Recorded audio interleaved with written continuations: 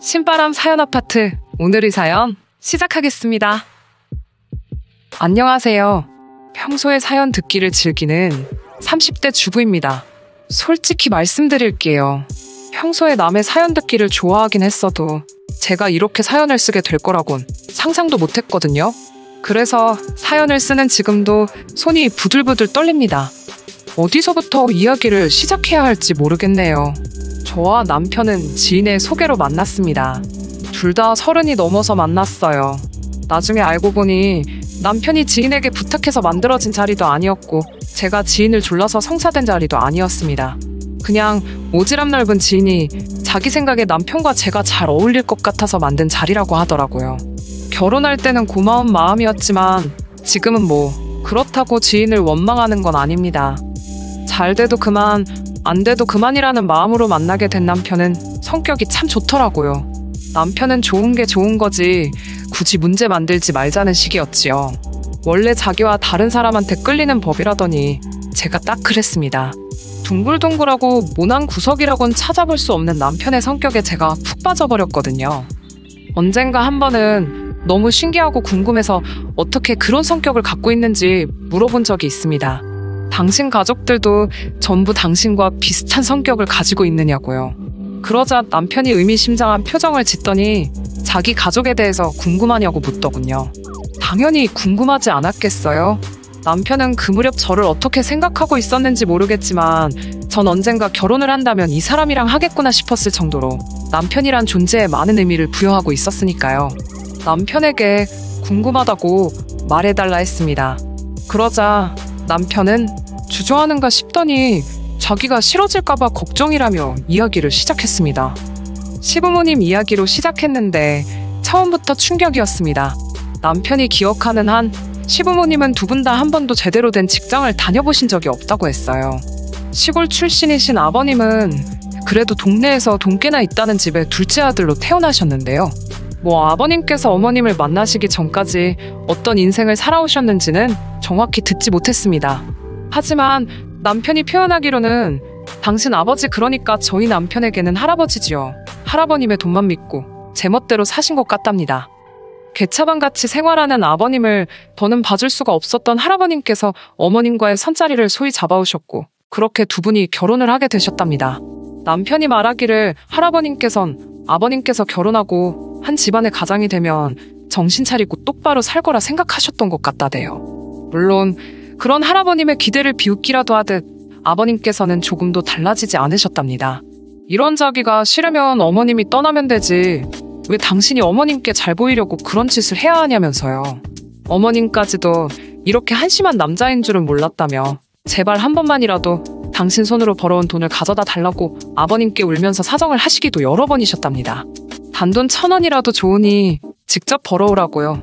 하지만 몇 년 동안 아버님께서는 그런 어머님의 말씀을 한 귀로 듣고 다른 귀로 흘리기를 반복하셨대요. 그리고 어머님 역시 몇 년이 지나도록 조금도 달라지지 않는 아버님의 모습에 크게 실망하셨던 모양이고요. 게다가 그런 와중에도 아버님께서는 어머님께 아내의 도리를 요구하셨다는데 그 도리라는 게 듣고 있자니 참 어이없고 속된 말로 꼴같지 않더라고요. 언젠가 한번 아버님께서 당신 친구분들과 집에 갈 거니까 술상을 차리라며 어머님께 연락을 해오셨답니다. 그날은 남편도 학원에 가지 않고 집에 있었는데 그 이유는 아프신 어머님을 간호해드리기 위해서였지요. 그날 낮엔 병원에서 링거까지 맞고 오셨을 정도로 상태가 좋지 못하셨다대요. 그런 어머님께 갑자기 술상을 차리라는 아버님의 말씀이 아들 입장에서도 너무 어이가 없고 속이 상했다고요. 결국 어머님께선 아픈 몸을 이끄시곤 집에 있던 재료들로 그럭저럭 2가지 정도의 메뉴를 만들어내셨던 모양입니다. 그리고 음식이 끝나기가 무섭게 아버님께서 지인 3분과 집에 오셨더래요. 어머님께서 당신은 몸이 안 좋아서 그러니 차려둔 음식 드시고 놀다 가시라고 인사를 드리곤 안방으로 들어가고 계셨답니다. 그런데 갑자기 아버님께서 지금 이까짓 걸로 누구 코에 붙이냐며 당신 지인분들이 있는 앞에서 그 술상을 걷어차셨답니다. 그러면서 어머님께 얼굴도 못생긴 게 마누라라고 데리고 살아주니까 고마운 줄도 모르고 술상 하나 똑바로 못 차리냐며 폭언을 퍼부으셨답니다. 어린 남편에게 그 광경은 너무나 충격적이었다고 해요. 듣는 저도 온몸이 부들부들 떨릴 만큼 화가 나던걸요. 하지만 어린 남편이 할 수 있었던 건 그런 어머니를 위로하는 것 말고는 없었겠지요. 그리고 이후로 아버님과 어머님의 관계는 급속도로 악화되어 갔답니다. 남편은 두 분이 이혼이라도 할까봐 하루하루가 조마조마하고 걱정스러웠다며 저에게 허심탄회하게 모든 것을 털어놓았어요. 옳고 그름을 꼭 따져야 하고 불편한 상황은 짚고 넘어가지 않으면 직성이 풀리지 않는 저로서는 듣는 내내 속이 터지고 답답한 지경이었습니다. 만약 제가 그 자리에 있었더라면 절대로 아버님이 그런 식으로 나오는 걸 보고만 있지 않았을 거라고 분통을 터뜨렸지요. 남편은 그런 제 반응을 보더니 웃으며 자기는 그런 제 성격이 너무 부럽고 좋다고 했어요. 정말이지 저희는 너무나 다른 서로의 성격에 푹 빠져 있었네요. 아무튼 남편은 가정환경이 그렇다 보니 학창시절부터 편의점이나 햄버거 가게 등에서 아르바이트를 하며 용돈을 벌었어야만 했답니다. 대학교에 진학한 이후로는 학비와 생활비를 벌기 위해서 과외나 고깃집 서빙, 그리고 방학에는 막노동을 했고요. 본인 입으로 안 해본 건 빼고 다 해봤다는데 저렇게 웃으면서 이야기하기까지 저 속이말이 아니었겠구나 싶더라고요. 동시에 누가 싫은 소리를 해도 좋은 것만 걸러듣고 정말 어지간하게 불편한 게 아니면 참고 넘어가는 남편의 성격이 어느 정도 납득이 되었지요. 앞서 말씀드린 것처럼 저는 진작에 남편을 제 미래의 배우자감이라고 생각하고 있었습니다. 하지만 그럼에도 불구하고 최소 2년에서 3년 정도의 시간은 연인으로서 곁에서 지켜보고 싶었어요. 사실 애인도 있겠다, 나이도 홍기가 찼겠다, 제가 원하든 원하지 않든 주변에서 이런저런 조언을 해주더라고요. 특히 그 중에서 마음에 와닿았던 조언이 최대한 다양한 모습을 보라는 거였어요. 일단 정말 피곤할 때 같이 산에 가보라 했습니다. 그럼 남편 될 사람의 인내심과 참을성을 엿볼 수 있다면서요. 술도 같이 먹어보랍니다. 자제력을 확인할 수 있다고요. 그 밖에도 운전하는 모습도 지켜보고 제가 아플 때 절 어떻게 대하는지도 유심히 관찰해보랍니다. 그래야 결혼할 만한 사람인지 아닌지 본 모습을 파악할 수 있다는 거였지요. 그런데 사귄 지 1년이 채 안 되어서 남편이 저에게 프로포즈를 해왔습니다. 자기나 저나 나이가 벌써 30대 중반을 향해 가고 있는데 언제까지 연애만 하고 있냐면서요. 남편은 저와 빨리 안정적인 가정을 꾸리고 싶다 했습니다. 가정을 꾸린 다음에는 저를 닮은 딸과 자기 닮은 아들도 하나씩 낳고 싶다면서요. 어차피 서로 사랑하고 결혼을 전제로 만나고 있는 거 아니냐며 굳이 시간을 끌어야 할 이유가 뭐냐고 묻는데 뭐라고 반박을 할 수가 없더라고요. 특히나 출산과 아이 이야기가 나왔을 때는 뭐라고 달리할 이야기가 없었습니다. 막연하게나마 저도 걱정하고 신경 쓰던 부분이었으니까요. 이후로 며칠간의 고민 끝에 저는 결국 남편의 프로포즈를 받아들이기로 했네요. 워낙에 남편이 적극적으로 나왔기 때문에 결혼 준비는 빠른 속도로 이루어졌습니다. 시댁에 돈이 없다는 건 진작에 알고 있었기 때문에 솔직히 집이라던가 금전적인 지원에 대해서는 정말 손가락만큼의 기대도 없었습니다. 그런데 하루는 어머님 되실 분께서 그래도 아무것도 안 받자니 왠지 서운한 마음이 든다 하시더군요. 당신 주변의 친구분들은 그래도 가방 하나, 다이아 하나 정도는 며느리들이 알아서 챙겨주더라는 이야기를 굳이 저에게 하시면서 말이지요. 처음에는 그냥 정말요? 다들 좋으셨겠어요 하고 능글맞게 넘겨보기도 했습니다. 하지만 어머님이 똑같은 이야기를 3차례나 하셨을 때는 저도 뭐라고 들을 말씀이 없더라고요. 그래서 그분들은 공짜로 며느리를 보진 않으셨을 거라고 어쩔 수 없이 받아치고 말았네요. 이후로도 어머님과는 크고 작은 문제들로 부딪히곤 했는데 남편은 도통 이해를 못하는 것 같았습니다. 남편 말로는 살면서 어머님처럼 조용조용하시고 남에게 싫은 소리를 못하시는 분을 본 적이 없었다고요. 그런데 왜 저하고만 그렇게 트러블이 있으신 거냐며 농담인 듯 진담인 듯 네가 문제 아니냐는 식으로 몰아가는 경우도 있었지요. 하지만 제가 내린 결론은 남편과는 좀 달랐습니다. 드디어 이 집안에 어머님보다 서열이 낮은 저, 그러니까 며느리가 들어왔다 이거였지요. 어머님은 그동안 아버님으로부터 비롯된 고생과 스트레스에 대한 한을 모조리 저에게 푸시려는 듯 사사건건 말도 안 되는 이유로 저를 걸고 넘어지셨습니다. 심지어 한 번은 이런 일도 있었습니다. 친정어머니가 생신이셨는데 가까운 데로 여행을 갔으면 하시더라고요. 남편에게도 같이 가자고 했지만 그 무렵 남편은 회사에서 진행하는 프로젝트로 눈코 뜰 새 없이 바쁜 시기였거든요. 남편이 난처해하는 모습을 보아하니 휴가를 내긴 어렵겠구나 싶었습니다. 남편은 같이 못 간다고 하면 친정부모님이 서운해하시는 건 아닐지 걱정이 되었지만 달리 거짓말을 하거나 숨기는 것도 마음에 걸리더라고요. 고민 끝에 친정부모님께도 솔직하게 상황을 말씀드렸습니다. 그러자 친정부모님께선 당신들 신경 쓰거나 걱정하느라고 할 일 못하고 그러지 말라시더군요. 그러면서 오히려 저더러 가족여행은 아무 때나 가도 되니 일단은 남편 내조를 잘해주라고 하셨어요. 하지만 내조나마나 다 큰 성인이 뭐 저 없다고 출근을 못하겠어요. 밥을 못 먹겠어요?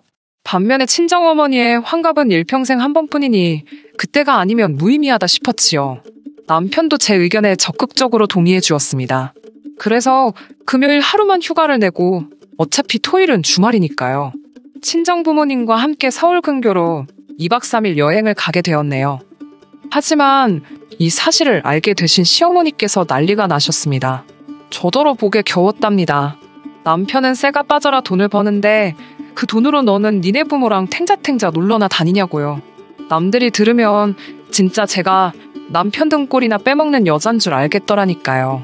하지만 저도 남편 못지않게 돈 받으면서 회사 생활 하는 사람이었고 제 휴가 제가 써서 간 건데 이게 뭐 이리 욕먹을 일인가 싶었습니다.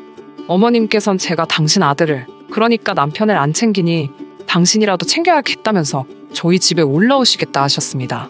저도 없고 남편도 프로젝트 때문에 주말에도 사무실에 나갈 게 뻔한데 굳이 올라오시겠다고 하니 솔직히 약간은 껄끄러운 마음이 들긴 했어요. 하지만 어머님과 괜히 문제 만들고 싶지 않아 편하실 대로 하시라 했습니다. 그리고 그때만 하더라도 어머님이 이렇게 온 집안 구석구석을 열어보고 찾아보고 하실 줄은 몰랐는걸요. 그로부터 한 2주쯤 지났을 무렵이었습니다. 어머님께서 씩씩거리며 분을 삭히지 못하신 목소리로 저에게 전화를 걸어오셨습니다. 전화를 받으니 대뜸 소리를 지르시면서 제 옷장에 있던 그 가방 짝퉁이냐고 물어보시더군요. 전 처음에 무슨 가방을 말씀하시는 건가 했는데 생각해보니까 제가 회사에 입사하고 얼마 지나지 않았을 무렵 친구들하고 베트남에 다녀온 적이 있거든요. 그때 야시장에서 친구들하고 재미로 짝퉁백을 하나씩 샀고요. 막상 사들고 한국에 오긴 했는데 들고 다니려니 가짜티도 많이 나고 부끄럽더군요. 하지만 이것도 추억이다 싶어서 옷장 구석에 던져놨었는데 어머님께서 그게 짭인지 아닌지를 왜 궁금해하시는 건가 싶었습니다. 일단은 네 그거 가짠데 그건 언제 보셨냐고 물었지요. 그러자 어머님께선 전화기 너머로 신경질과 화를 동시에 내시며 너는 그딴 쓰레기를 왜 옷장에 모나 되는 것 마냥 보관을 하냐며 저 때문에 쪽팔려 혼났다고 개망신당했다고 썽을 내셨습니다. 황당하면서도 동시에 그 가방을 들고 가신 건가 싶어서 혹시 제 가방 가져가셨냐고 물었더니 대답은 안 하시곤 그 가방 재수없으니까 가져가던지 집어내버리던지 하라셨습니다. 그리고는 전화를 탁 끊어버리시더군요. 퇴근 후 모처럼 한잔하자는 동료들도 뿌리치고 불이 나게 집으로 왔습니다. 안방 붙박이장을 열어 젖히니 역시나 가방이 보이질 않더라고요. 곰곰이 생각해보니 어머님이 그 가방을 발견하셨다는 건 제가 없는데 안방에 들어와서 제 옷장을 뒤지셨다는 소리밖에 안 되었고요. 기분이 급격하게 불쾌해졌습니다. 곧이어 얼마 지나지 않아 남편도 퇴근을 했어요. 거실 불도 켜지 않고 소파 한쪽에 심각하게 앉아있는 저를 보곤 남편은 소스라치게 놀라더군요. 내가 친정 갔던 날 어머님께서 우리 집에 오셨지 않냐고 물으니 그렇다고 순순히 대답을 하더라고요. 곧이어 어머님께서 우리 안방에도 들어가셨냐고 물으니까 남편이 아차 싶은 표정을 지었고요. 제가 아무 말도 없이 남편을 응시하자 남편은 변명하듯 자기는 분명히 몇 번이고 들어가지 마시라 했는데 아마 자기가 씻는 동안 들어갔다 나오셨던 것 같다며 말끝을 얼버무렸습니다. 저는 남편에게 어머님이 나한테 말도 없이 내 핸드백을 가져가셔놓고는 이제 와서 가짜를 거기 뒀다며 나한테 있는 대로 욕을 하고 계시다는 걸 말해줬어요. 그리고는 이렇게 덧붙였지요. 이건 뭐 도둑이 지갑 훔치고 그 안에 현금 없다고 지갑 주인한테 욕하는 거랑 똑같은 거 아니냐고요. 남편은 저더러 말이 좀 심한 것 같다면서도 자기가 어머님께 제대로 확실히 말씀드려서 다시는 이런 일 없도록 하겠다며 저에게 진지하게 사과를 했습니다. 만약 이쯤에서 이야기가 끝났더라면 저도 이혼까지는 생각하지 않았을 거예요. 이후로도 어머님은 걸핏하면 저를 상대로 말도 안 되는 신경질을 부리시기 일쑤였습니다. 이것도 인이 박힌다고 하나요? 하도 자주 시달려서 그런가 나중에는 별로 신경 쓰이지도 않을 지경이었습니다. 주로 패턴이 어머님께서 아버님과 싸우시면 마치 스트레스 해소용 샌드백을 찾으시듯 저에게 연락을 해오시는 그런 모습이었달까요? 그러다 얼마 전에 있었던 일입니다. 늦은 밤이었는데 어머님으로부터 연락을 받았지요. 직접 하실 이야기가 있다며 지금 당장 저희더러 내려오라 하셨습니다. 목소리가 보통 심각한 게 아니라 앞뒤 상황 따져보고 할 분위기가 못 되었어요. 그렇게 바로 남편과 저는 그 길로 시댁으로 내려갔네요. 시댁에 도착했을 때 저희를 기다리고 계신 건 시부모님만이 아니었습니다. 결혼식 때 뵈었던 먼 친척분들도 계셨어요. 아닌 밤중에 홍두깨도 아니고 이게 무슨 일일지 싶었습니다. 그중 기가 굉장히 세 보이는 여자분께서 저희를 보더니 애들은 멀쩡하네 그러시는 거예요. 그러더니 저희 남편을 보면서 알지? 니네 부모가 우리 돈 가져다 너네 먹고 살게 해준 거? 그러시는 게 아니겠어요? 금시초문이라 그게 무슨 소리냐 물었습니다. 이제껏 시댁으로부터 10원짜리 하나 받은 게 없었는데 말이에요. 그때 어머님께서는 마치 상황을 수습하려는 듯 말이 그렇다는 거라며 제가 더는 말을 못하게 저를 가로막으셨습니다. 그 여자분은 뭔가 껄끄러운 표정을 지으면서도 이제 그 돈을 갚아줘야 된다며 자기들은 더는 못 기다린다대요. 그러더니 이게 벌써 몇 년이냐고 자기들은 어디 땅 파서 먹고 사냐면서 저희한테 푸념을 늘어놓으시는 게 아니겠어요? 가만히 들어보니 시부모님께서 걸핏하면 저희 핑계를 대고는 친척분들께 돈을 가져다 쓰셨던 모양입니다. 그렇게 한참의 하소연과 답답한 이야기가 오가고 나서야 친척분들은 저희만 믿는다는 말을 남기곤 자리를 떠나셨습니다. 저와 남편은 어안이 벙벙했지요. 이게 다 무슨 소린가? 남편이 전에 없이 가라앉은 목소리로 총 얼마냐고 물었고 아버님은 얼마 안 된다며 2억이라 하셨습니다. 그러면서 그깟 돈 안 갚아도 된다고 지들이 당신을 뭐 고소를 하겠냐 어쩌겠냐며 신경 쓰지 말랍니다.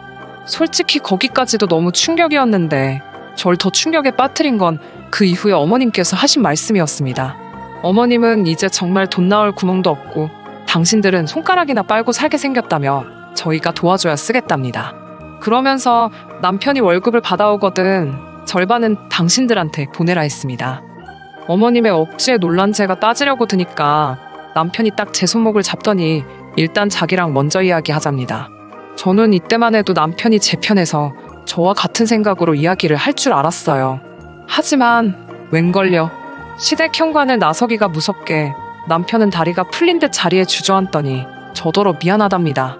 하지만 변해버린 어머님의 모습을 보니 가슴이 너무 아프다면서 이게 다 돈 때문인 것 같다대요. 그러면서 다행히 우리는 맞벌이니까 당분간은 어머님 말씀대로 절반이 너무 과하다 싶으면 한 달에 100만 원씩이라도 보내드리잡니다. 어이가 없었지만 제가 언제까지냐고 물어봤어요.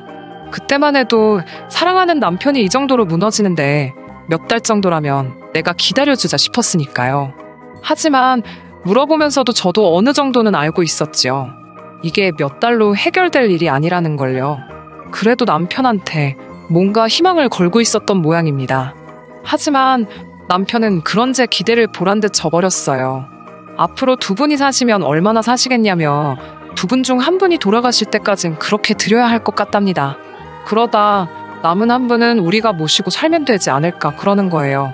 차라리 같이 살면 우리 모르게 사고는 안 치실 거 아니냐고요. 거기까지 듣고도 어이가 없었는데 아니다 그러더니 아예 이참에 그냥 모시고 살잡니다. 그러면 따로 생활비고 뭐고 드릴 것도 없으니 차라리 그게 모두 속 편한 상황이지 않겠냐고요. 그때 깨달았지요. 이 인간도 제정신이 아니구나. 뭐가 똥이고 된장인지 구분을 못하는구나. 이후로는 뭐 예상하셨다시피 제 입에서도 고운 소리가 안 나가더라고요. 차라리 남편이 이참에 시부모님과 연 끊자고 들었으면 제가 오히려 나서서 그래도 그건 아니라고 남편을 말렸을지도 모릅니다. 하지만 이기적이고 뻔뻔한 시부모님 그리고 남편을 보자니 시쳇말로 그 피가 어디 가겠냐 싶더라고요. 결국 저는 남편에게 헤어지자고 했습니다.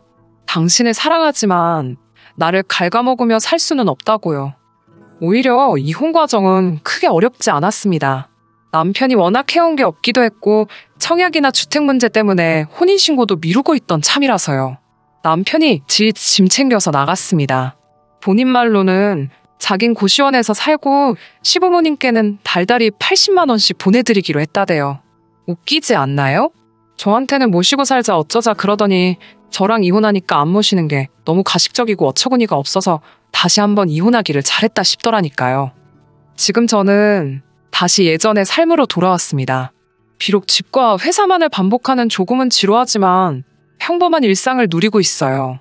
이 좋은 걸 놓치고 산 것도 부족해 그렇게 시달리고 산 걸 생각하면 지금도 분하기는 하지만 그래도 과거보다는 미래에 집중하며 살아야겠지요? 끝까지 들어주셔서 감사합니다. 오늘의 사연은 여기까지입니다. 구독과 좋아요, 알람 설정 부탁드리고 더 좋은 사연으로 다시 찾아뵙겠습니다. 감사합니다.